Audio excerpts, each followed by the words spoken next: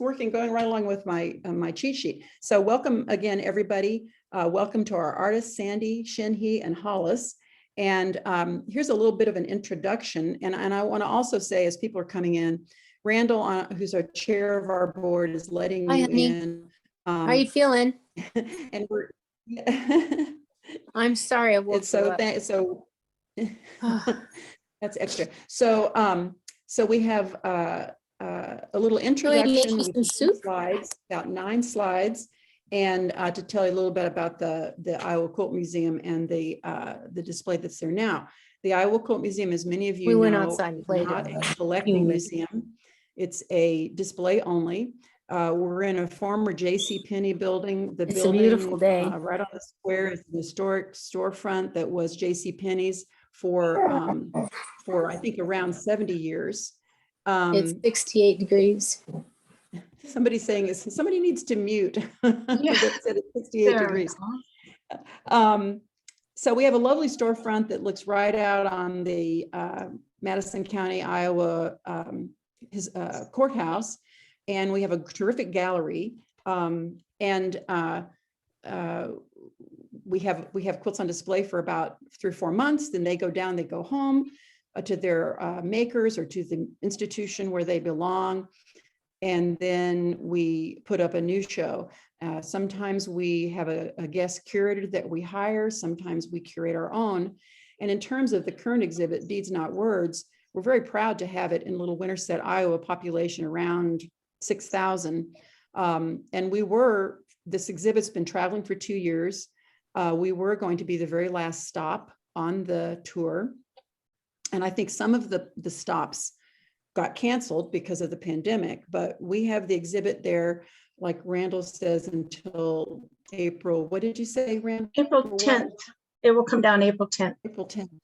April 10th. 10th will be the last day. We always close on a Sunday at 4 o'clock, and then we go in there and take the quilts down and repackage them, and we hang the next show on Monday. So we're only closed one day when we're changing exhibits. The exhibit, I believe, will be going to one other location out in the state of Washington after we have it. And Randall can attest, having unpacked it, the crates are getting kind of beat up. So it's been around the world.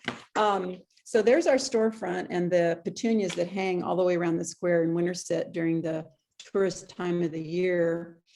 And so let's start. As I mentioned, we have Sandy Curran, Shinhee Chin, and Hollis Chatelain, and we're going to start with Sandy. And so, and then we're going to talk to Shinhee, and then we're going to talk to Hollis.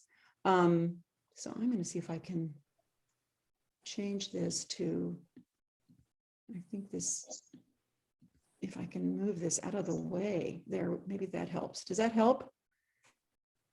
I don't know if everybody sees my box of people, but no, we can move our own. You can move your own, right? So here are the artists and the work. I'm going to go through them, but their works in the exhibit: Sandy's, Shinhee's, and Hollis's.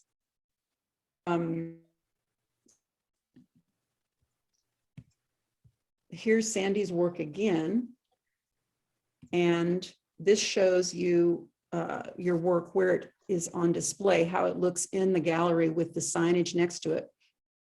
All the placards in this exhibit are artist statements, which makes them fascinating. And so, Sandy, I'm going to turn it over to you and let you spend some time talking about your work. First, this work, what inspired it, and then we have another slide with showing another one of your works. Interesting, because I sent her 4 of them. Only one? I only have one in the slideshow. I don't know how to fix fine. that. But maybe you can, if you have any pictures of your work that you can hold up the camera, that's a little low tech, but if you can. I don't. Well, maybe I do have. Yeah, okay. I don't know. I'm an amateur at this. So take it away, Sandy. I know some people can share their screens and go into their own pictures and show them, but I have no clue how to do that. I'm not a techie person. Okay, so this was my contribution to this exhibit. It's called Honor Her, and the full concept was, and what's quilted on it is Honor Her, Vote. And this, a lot of the suffragettes or women's suffrage, what do we call it? We're not supposed to call them suffragettes, I believe. I forget what we're supposed to call them. I read that suffragettes was a derogatory. That's it. Suffragists. Suffragists. There we go. That they were arrested. Many of them were arrested. Some of them were rather badly treated during arrests. They were they did hunger strikes, and they were force fed. They were there was something they called cat and mouse that let them go when they couldn't control them, and then pick them up again and throw them back into prison. This is a picture of a gal, and I looked recently to try to find out where it was, and I really couldn't track it down anymore. This was a while ago we did this, and she was in prison for demonstrating, and her fellow suffragists decided that they would break her out. So they bombed the prison, and the effect that it had was not to get her out, but simply to break all the glass. And you can see the broken glass perhaps in the work that I did. And she's still behind bars, but the window broke. So that was, I just found it very poignant. I looked through a lot of things I could work from on this, and I thought that had more, well, for me, it had much more emotional appeal than a lot of the other, just portraits of people that were more prominently involved, but involved in the movement. And my concept was to honor her and honor all that she and all the other women did and gave up and suffered for us by voting. Don't ever take your vote for granted. Get out every election and vote, and maybe even spend some time figuring out what these people you're voting for or against stand for. It really is the cornerstone of our democracy, and so very important. And we should be so extraordinarily grateful to these women for what they did and what they went through. So that was my concept. It's a very powerful piece. And I have to say myself, until I looked at the exhibit, I thought I knew a little bit about women's suffrage. And I knew that men or the people in power didn't want women to vote, but I did not fully realize how hard they worked to prevent that from happening. Yeah. Yeah, actually, I mean, I did know that women protested, women were jailed, but I didn't know the extent of it.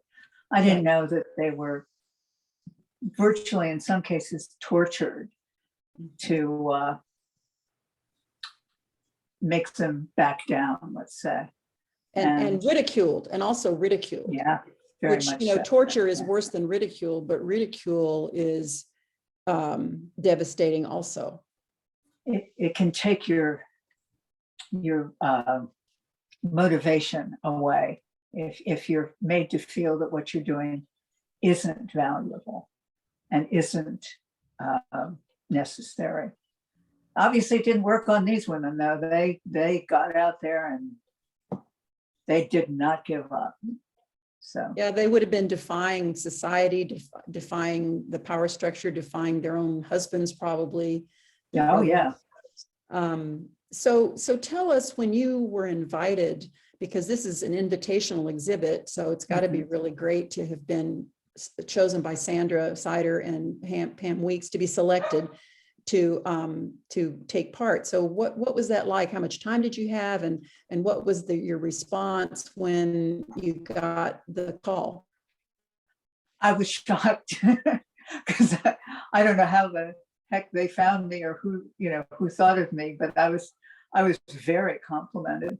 And I don't, again, it was 2.5 maybe years ago, or maybe more. I can't remember exactly, but I don't remember all the details, but I remember having enough time, plenty of time, to consider what I wanted to do and to find what I wanted to do and then to do it.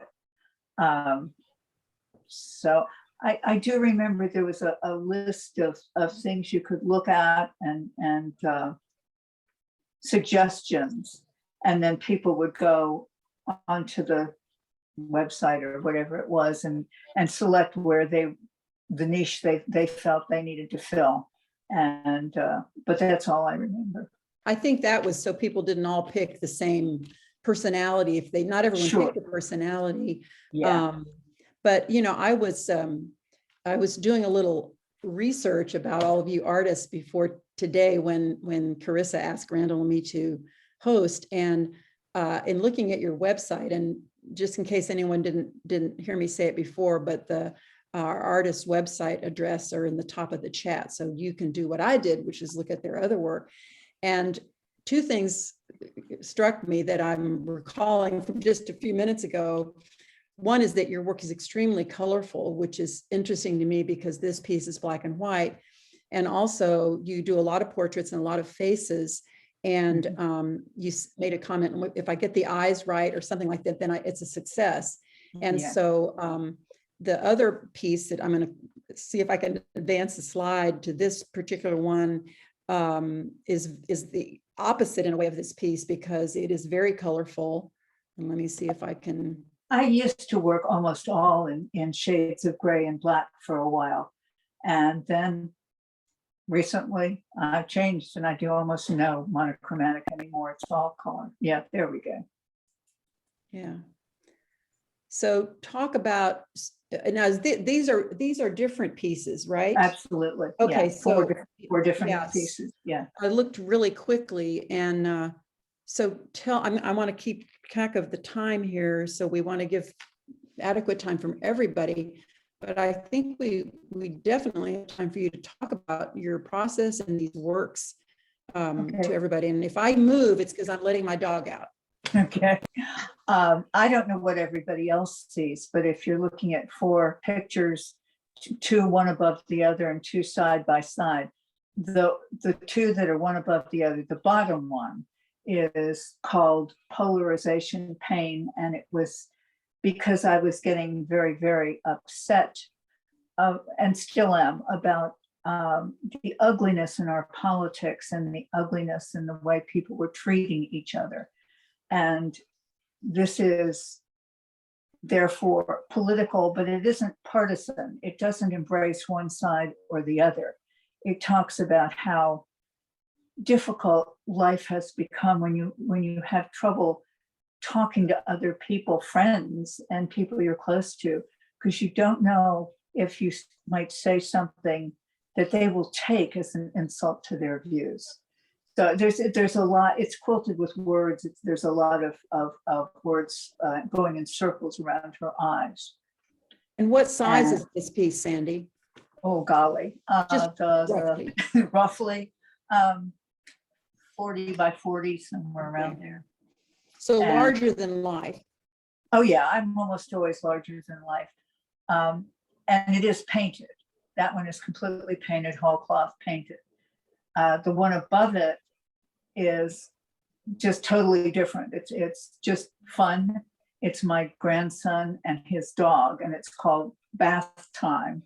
And they're both, you can't really tell where the bathtub is, but they're both standing, staring at the bathtub, waiting to get in. The dog loves it as much as the grandson does. And because there are toys floating in that bath water. So they're just, it's great fun. I give them baths when I'm up there, and my 2 grandchildren. So that's a totally different thing. And then the next one. You mentioned, excuse me for interrupting, but you mentioned that Sure. the piece, the bottom, the first one you talked about is painted. What Right. about this one? Whole cloth painted. Yep. Okay. And then the center one is called Lonely Girl. And I actually started that during the beginning of the border crisis, when children were being taken away from their parents. And I just was crushed by that. I have an emotional response to some things that happen in the news or politics or whatever. And I work out a catharsis through my work. But this was started then, and then the pandemic hit, and we had children isolated from their friends, and a lot of, I've heard, I don't have children that age, obviously, but a lot of kids had a lot of emotional problems with that. So it became a bridge from this sorrow about children taken away from their parents and the children that were suffering during the pandemic from loneliness and isolation. And that is a new method I'm using. That is Dupioni silk, edges turned and appliqued together. And so it's all silk. It's not, there's no cotton in that one. It's And amazing the emotion in the eyes in fabric. It's just remarkable. Well, as you pointed out on my website, I do say if the eyes are alive, then I've succeeded. Yeah. And then the next one I think is fun because it's called That Can't Be Accurate. And it's a story you. of It's you, me. right? It's Yeah. me. And the right hand half of it is what I think I am, what I've been all my life. And the left hand is when you pass a mirror in the sunlight and look in and go, whoa, that can't be accurate. So that's also Dupioni silk. And what about the size on that one? I'm thinking, I'm trying to remember. The center one there is bigger, and the bath time is bigger. This one's about maybe 30, 36 by 45, something like that. Wow. The one in Well, the in the center is interest of bigger. time, I'm gonna see if I can advance to the next slide. And this shows Hollis's work. I got it. I thought, oh, wait a minute. Let me see. Do I do that right? Okay. Yep. Yeah. I thought we were gonna. I'll change the order a little bit. Bear with us. So Hollis, here's your piece, which is, I think, is called Votes for Women, and you can see from the pictures that it's you go through an arch from the gift shop into the gallery, and we have a curtain wall, it's called, and we have this, people keep giving us sewing machines. They're like kittens put on our stoop. And so we display them around. And so here's Hollis's piece. So Hollis, let's turn to you and have you talk about Votes for Women. We thought it looked great right there. And so over to you. Thank you. So my piece is actually called Federation Gertie. Oh, yeah. And the reason it is called Federation Gertie is because this is Gertrude Wheel. And Gertrude Wheel is from North Carolina.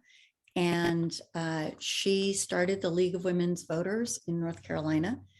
And so I live in North Carolina. And so that's why I had not actually heard of Gertrude Wheel. And so it was Sandra who asked me if I would be willing to represent her. And so I was really excited because I got to learn about her, and she was just a super interesting person because she was from a wealthy family in Goldsboro, and Goldsboro, North Carolina. And before she got involved in the women's vote, she fought for children's rights, and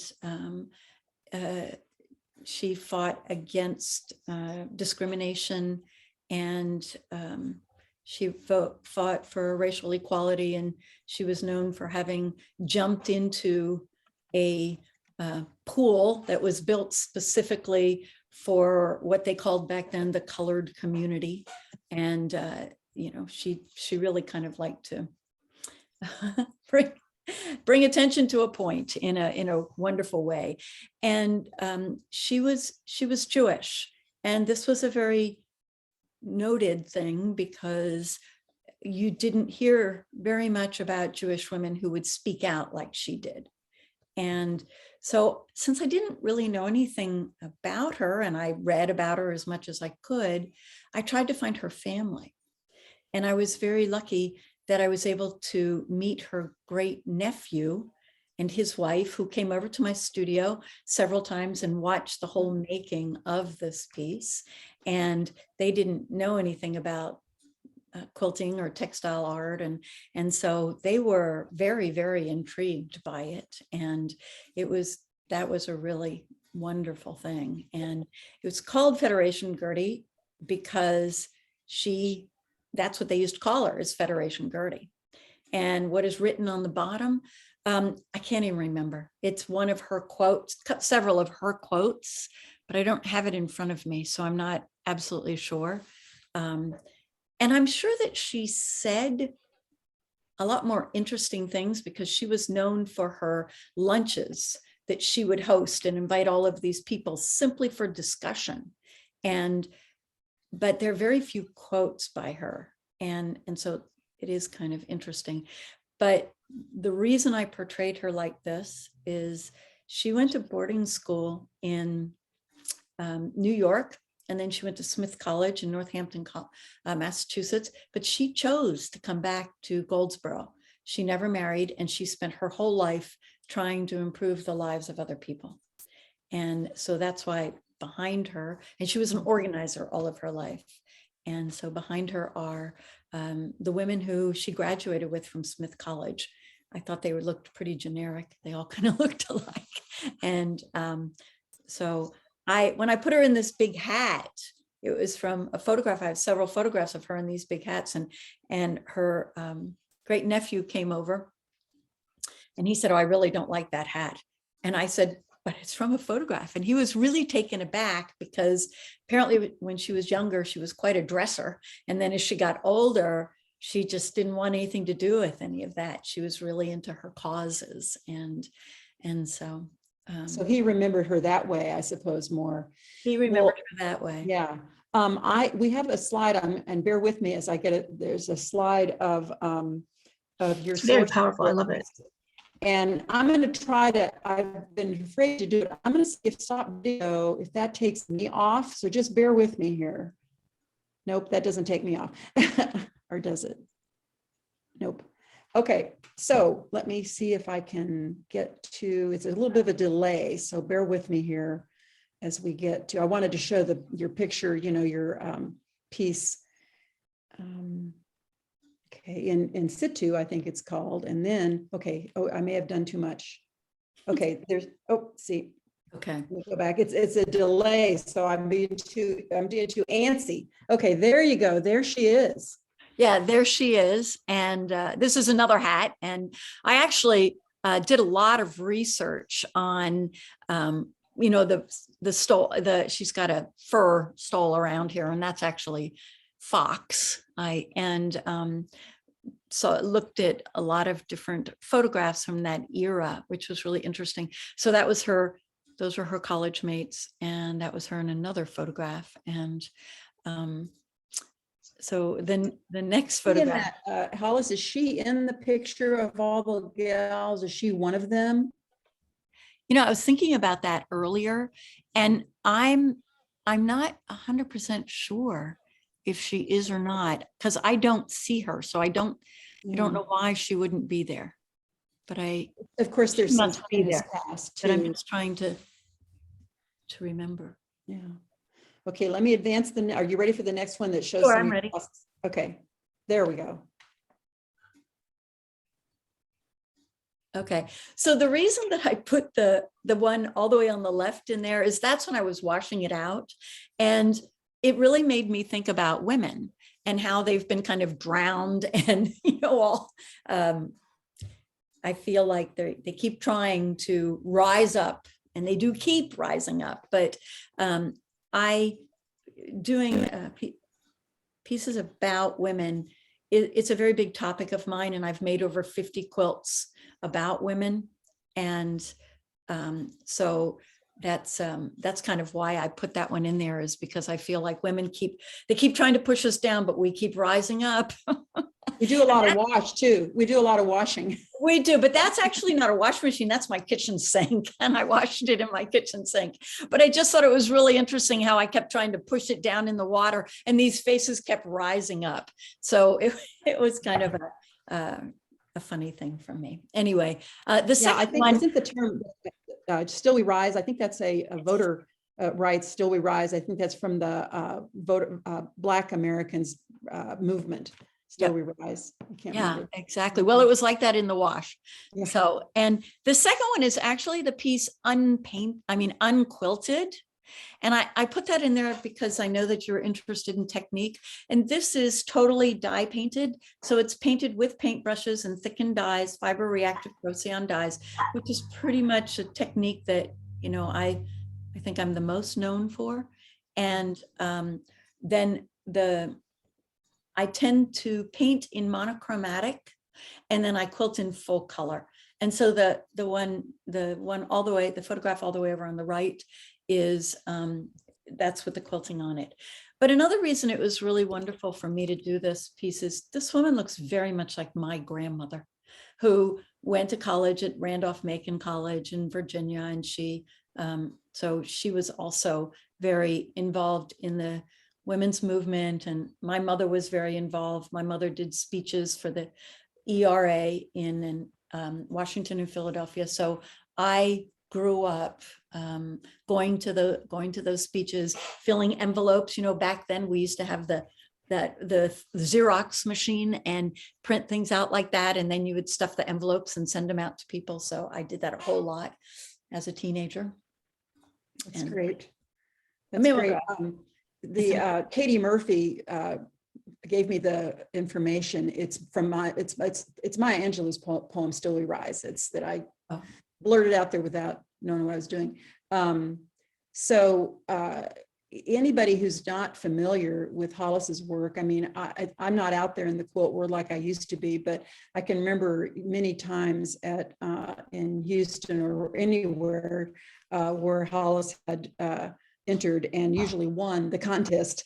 And you could always tell if Hollis had something to show, because there'd be a huge crowd around her quilts, her quilt, just marveling at her thread painting, her technique. And you've been at it a long time. And so I was not at all surprised to see that you were in this exhibit. And it was really fun to pick the quilt that would be the right size and the right quilt for, you know, that to bring people into the museum. On that, they go around that wall on either side, and then they're in the museum. And what an honor to be chosen to be invited to participate in this exhibition, because I just think it's a wonderful exhibition. Of course, I have not seen it in person. I've only seen the book, but really it is a great honor. And I have behind me my latest piece. It again is about women, and this one is called Undaunted. And I actually could go a little bit closer to it because I sent pictures about this piece, but I didn't send pictures of my other work. And this is a piece that I have made that will be going in another exhibition about women's suffrage. And this is Stacey Abrams. This one is called Undaunted. And it's also because she is an organizer. She is, you know, she helps organize people. And this was because she helped so many people be able to vote. And this one's a little bit different in the sense that, let me see if I can turn my light up on this. This one is a little bit different in the sense that the only thing that's really painted on this beside the color are the eyes. The rest is all created with quilting. So all of the other imagery on here is from quilting. So your thread bill is really high, right? I do. I have over 800 different colors of thread that I use. Yes. So I like thread. Yeah. Wow. That's great. And Stacey is in the exhibit on some other quilts too. And I just wish if I could do anything I want, I would fly every member. I wish that the museum had the ability and the money to bring you all together, that, you know, for a special reception. So you could meet the ones that you don't meet. You could say hi to the ones you know already, and you can see everybody's work in our beautiful gallery. But if I had a magic wand, that's what we would be doing. So, and the exhibit's up till April 10th. So, you know, get in the car if you want to and come, and I can talk to me. I've got a place to put you up that you'd like, and you can experience Winterset. That goes for everybody. I'd like to just say one more thing though, and this will be the last, I think it'll be, in the summer, my quilt will come back to me. It won't travel to, there's been another, I guess, another venue or two added on. Right. But the reason it won't, and like, if you have to have a reason that it doesn't go on, this is a really good one. It's because it's going to be going in one of the public buildings in Goldsboro. Oh. So it has been purchased by David Wheel to be given to the town of Goldsboro to be hung in, so that the people will have Federation Gertie in their public building. So, And that's her nephew? that's her great nephew. Great nephew. Who said he and his wife travel all over, and they talk about her, and they're public speakers, and they have written different books. And he said that she influenced him more than his parents did. Yeah, sure. Oh my gosh. Apparently, which is pretty impressive. Yeah. So. And I see you have, I noticed in the close-up of her that you mentioned that she was Jewish. And so you have her star there to indicate that if a person's looking closely and they look at, that's a little surprise and pleasure for the viewer to see. Well, one of the reasons I did it like that is because, well, I didn't know when I did it, but I found out afterwards she always did wear a Star of David, but I didn't know that. But the other thing is, I did not want people to think that she organized only Jewish people. She was an organizer, and she stood up for all people, all races, all ages, all genders. And so I wanted it to be known that she was Jewish, but I didn't want the piece to be only that. I wanted it to be encompassing of all people, especially women. Yeah. Fantastic. Okay, well, let's see what I can do to advance this. Okay, so our next artist for the day, this is her piece, the Grimke Sisters. This is Shin-Hee Chin, who is in Kansas. She's a professor in a college there. And here you see her work on display. It is amazing. It's amazing. I know that's a word that's tossed around a lot, but this is thread. So Shin-Hee, you have a big thread bill too, I'm sure. And so let me see the next picture. Okay, this is what we want. I got to go back now. There's a delay. Okay, and why don't you chat to us a little bit, Shin-Hee, and if everybody can just bear with me, Hollis, I need to get a different screen shared. And I'm going to try to do that while. So if you go down to your share screen and you click on, you should, on the side of the arrow, I mean, you should be able to click on the side of the arrow. You'll have a little arrow pointing up there beside where advanced. You can pass that over. You can make it say more than one participant can share. Just click on that. Okay, then she should be able to share. Okay, then Shin-Hee, take it away, okay? Yes. Do I need to stop mine? Or maybe she can just share. Okay, so the slide is going to show or not? Well, I don't know if you click on yours, Shin-Hee, it might just take over hers. Oh, I think that will happen, not take it over, but replace hers, see what happens. Because otherwise you may have to take you out, but I think that it should replace it. I kind of assume that when I send the slide, it should be on, but if it is not, we can just work it out. Okay, so if it is not, then I'll just kind of show with this evidence in the screen, I'll just kind of explain it. The slide that I sent is the how I build, how it kind of evolves from the sketches to the form of an oval shape. But if it is not, then that would be fine. And we'll Happy. try my too. If yours doesn't work, I'll try it then. Okay, and so if it show up, then that would be great. If it is not, that's all right. My work portrayed the courage and humanity of the Grimke sisters, who are considered the first American female advocates of abolition and women's rights. They were born into a slave holding family in South Carolina. The two sisters, Sarah Grimke on the left side and Angelina Grimke on the right side, dedicate their life through lectures and education to address the injustice of enslavement and women's subjugation. They are credited as singing the, yes, There we go. I did it. We did it. Good. Thank you. Thank you. There we go. Thank you, Hollis. A miracle. Yes, it is. Happy Women's History Month. My theme of work is creativity and motherhood, interconnectedness of divinity and humanity, and cultural identity, cultural hybridity, and sense of belonging. I was born and grew up in South Korea, and then came to United States in 1988. And became a mother and a stay-at-home mother for 7 years. And I went to another graduate school in California. When I was in graduate school, everything was limited financially and then time-wise. And so at the time I found the recycled material that you don't have to spend a lot of money, but still you can create artwork. And so I used recycled material and then left over my kids' clothing for my artwork. I have several methods. The one that in the museum is that random weave and stitch. And I also have a yo-yo quilt block portrait and coiling technique, appropriate Korean paper folding technique into fabric, and then also mixed media. So I'm going to just focus on random weave and stitch. Can we go to the next? Here we go.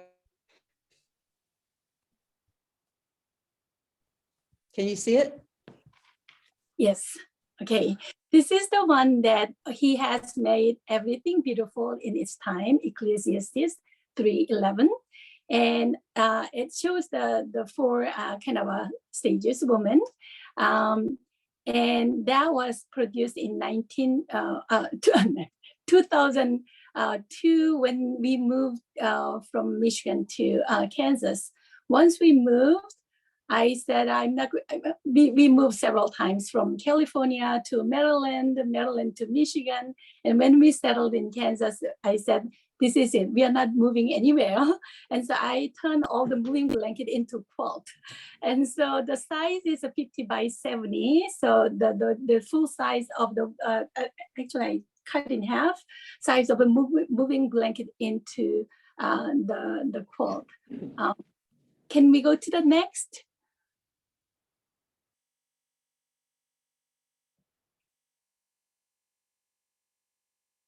So what if it is shown, then I'll just kind of, yes.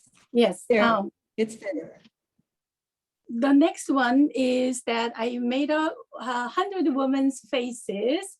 When we are in Michigan, it's just we stayed there 1 year for my husband's job. It's cold winter. And so there's the only thing that you can do for me is just making a quilt. So I teach it the 100 women's, different races, different ages. And then I call it as a Eve, the mother of all living. And so this is my response about some kind of disaster that the victim, all they have the mothers. And so I create this piece and the womanhood and motherhood is my theme. And also the thread is all the recycled the thread. So when I create the gradation, I mix the thread. Sometimes I dye myself with the direct dyes or precision dyes. But mostly I recycle the thread. When you overlap two different threads, you can get kind of a in between colors. So that's how I just create this. Can we go to the next? It's coming. Yes. There we go. Yeah. So before you talk about this, I just want to ask you, is your thread, you say it's recycled thread. Where does it come from? Where does the thread come from? All kinds of things? Different resources.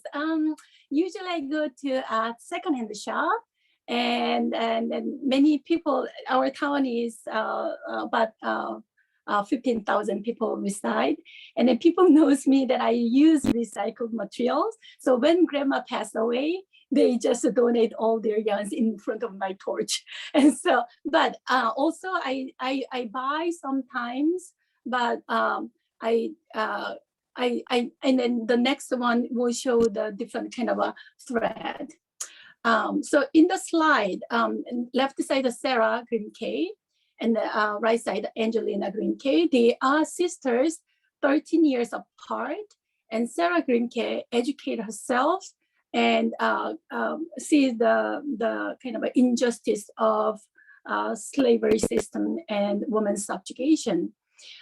So then it's very hard to find kind, smiling faces in old photos. This is the only photo that I can have, because she was born in 1792. And so for the portraiture, I don't necessarily make it change the face, but try to make it approachable. They are wearing a Quaker's outfit because they are kind of speakers in Quaker, because Quakers kind of war abolitionist kind of church groups. Can we go to the next?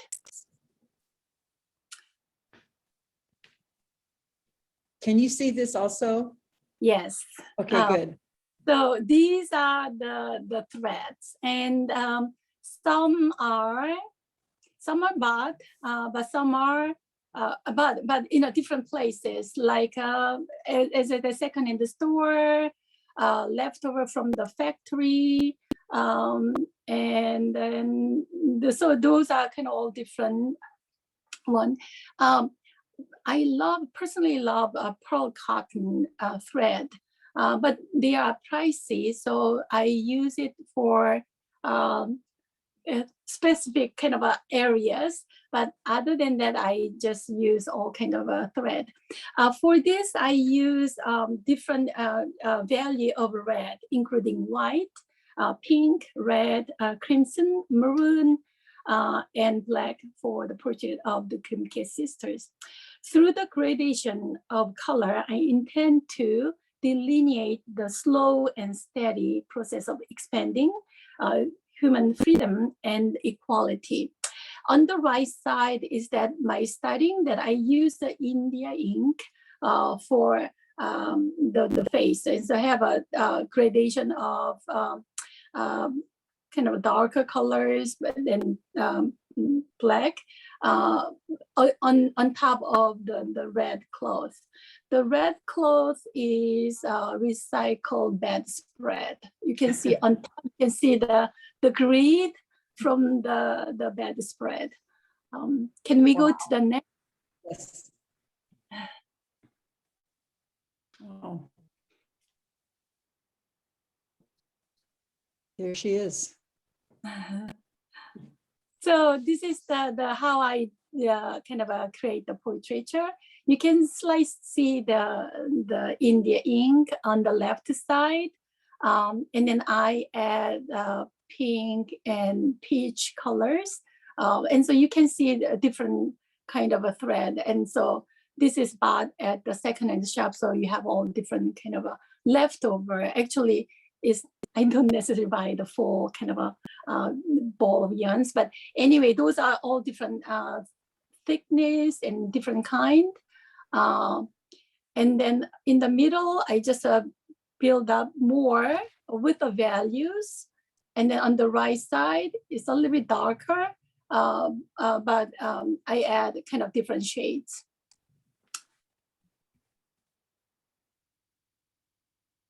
And sometimes I use the whole cloth, but sometimes I just cut it, and so that I can carry. Since I'm teaching at school, sometimes I do it at the school. Sometimes I do it at the living room or kitchen, whatever places that I can do. And so this one on the left side, I did the portraiture of the two ladies, and there's a kind of a different shades, that kind of gradation. The left side, her face is kind of a light, but her face is a little bit darker. Her clothing is lighter, but then the background is a kind of a different dark and light. On Angelina Grimke also, her face is a light, but then her clothing goes down a little bit darker, and the background is kind of a little bit opposite. So I made the kind of oval shape. So oval shape is used a marker of a social and cultural constriction imposed on female during the Victorian era. But simultaneously, the oval shape also symbolized the egg from which a new life emerges. And so on the egg shape, I've said that the two portrait is like a Victorian era photo frames, kind of upright oval shape. But then when I put the two faces, it creates a little bit kind of a horizontally wide oval shape. So this is our kitchen table. And so kind of bring the fabrics with me.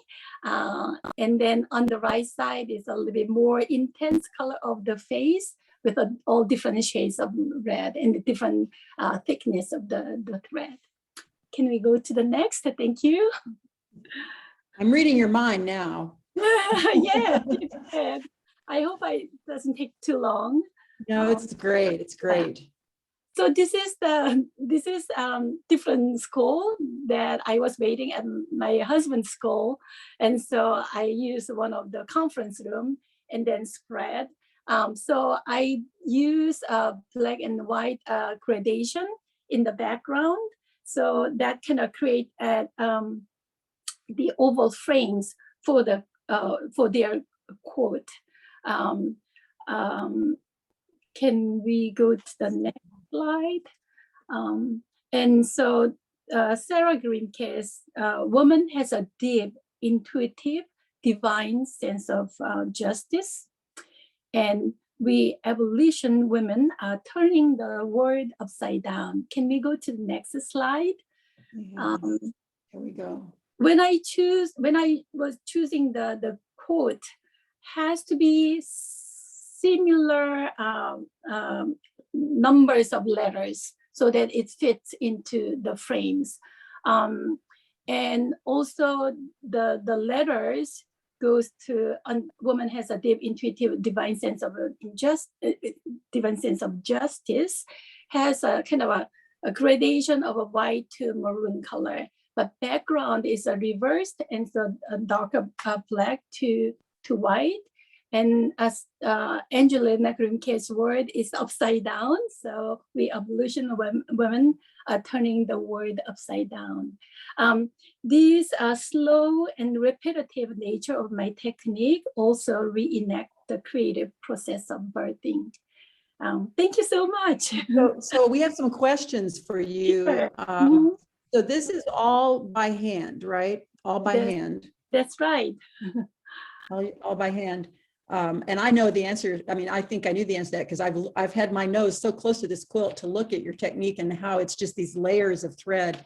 And then also are the letters the same, done with the same technique? Are they painted or are they also thread? That's a good question. It is a stencil, but then also stitched on top. So it was a mixed, Yeah. but yes. You have to have something underneath, like with the portrait also, so that you know where to put the thread. It's like a guide, a sketch Not underneath, and then you. necessarily. I use the thread as a kind of drawing lines. I have just a rough sketches with the India Right. ink, and then Right. after that, those are done pretty much like a freehand. Freehand, yeah, because I saw, I mean, it was so interesting to see the India ink on the background that then and lay the thread. So it just gives you a rough idea of where things are going. This is, and so I will ask another question. I'm going to attempt to stop sharing this screen and share the other one. But you do teach tell everyone about your teaching that you do down there in Kansas, the college where you teach.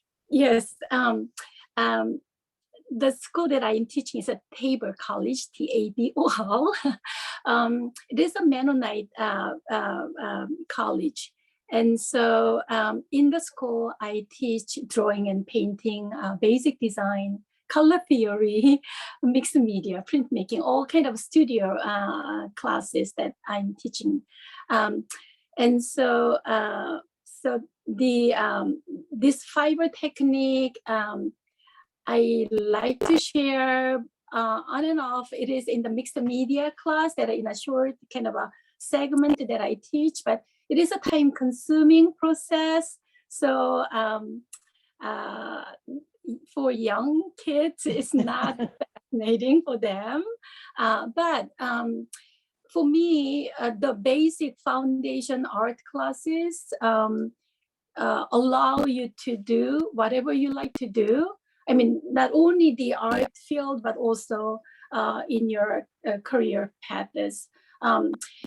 I do use a lot of different techniques, but my idea is actually came from the literature, the writings. And so before I start the sketches, I do my own research and then try to find the right medium for my artwork. And so maybe I don't necessarily teach this fiber techniques. I'm open to do that, but the school curriculum doesn't allow me to do that. But some students are interested in that, and I just introduce some of the technique to the student. That's great. You know, it's been fantastic hearing from the three of you today, and I'm going to advance a couple slides, but if there are any other questions, put them in the chat. If you have questions for any of our artists, put them in the chat. And then as a reminder, up at the top of the chat box, there's the website address. I didn't put a link, I just typed it in there, but you know, you all know how to copy and paste. So let me. Yeah. Can I just, one more thing, yes. That speaking of website, my website is not fully developed. I'm sorry, but I used to do a lot of women's issues and portraiture, and it was in my old website. But when I just revising it, it's more like a kind of current work. And so my Instagram would be my kind of current one that I show my current work and then also processes. And so. Thank you. If you could open in the chat, if you want to open in the chat, Shin-hee, and put your Instagram in there so people can go look, that would be great. So it's a miracle that we were kind of kept on the time today, but this slide shows you that our next talk is, I think that's a week from today. No, or is it? Well, it's March 29th. You guys can figure that out. And we'll have three other artists, and you can see their work there: Maria Billings, Patricia Kennedy Zoffred, and the Pixel Ladies, which is the name of two artists, Deb Cachet and Chris Sasaki. And so we'll hope you'll come join us then to talk to these artists. It's just fantastic. It's not as good as if we had everyone in the room together, which would be amazing, but it's the best we can do. Also, please mark your calendars for June 1st through 4th of this year. If you can get to Winterset, Iowa, we're expanding the airing of the quilts. There are going to be classes on Wednesday, Thursday, and Friday, and a retreat before the actual day when the quilts are all hung outside. There's going to be kind of a focus on the Modern Quilt Guild, because the exhibit at the museum at that time is called Midwest Modern, which is being curated by Heather Kenyon, who is the president of the Modern Quilt Guild. There'll be classes, there'll be quilts all over town and events. So if you want to go to the Iowa Quilt Museum, which is Iowa Quilt Museum, is it .org or .com? I can't remember. But It's if .org. .org. Thanks, Randall, our dear leader. And if you hunt around about, is it under support? If you sign up for our newsletter, we don't pester you, but if you do give us your email address, you will learn about things that are happening, and you can register for the airing of the quilts. There are exhibits that will be free. There is a fee. It's our big fundraiser for the year. Some are ticketed events that you can travel. It's a great road trip. It's going to be better than ever this year. So we hope you'll join us. I mean, the weather in Iowa the first weekend in June is often fabulous. So I'll go back to this slide so you can see the dates, June 1 through 4. And then I'm going to put up the next slide, which is showing you that the previous Tuesdays at 12 you can access on our website. It's a who's who of people in the quilt world to enjoy, and we'll say thank you. Let me see if there are any other questions. Don't see anything else. Yeah, take it away, Randall. We've had a lot of expressions of concern after our tornado that fortunately did not damage most of the town. It kind of skimmed the south and east corners of town. Winterset is open for business, so please come and see the museum and everything else that we have, including the bridges, which are going to be featured in our airing of the quilts. Yeah, if you haven't seen quilts hanging inside a covered bridge, you just haven't lived, because it's amazing. Pretty fabulous.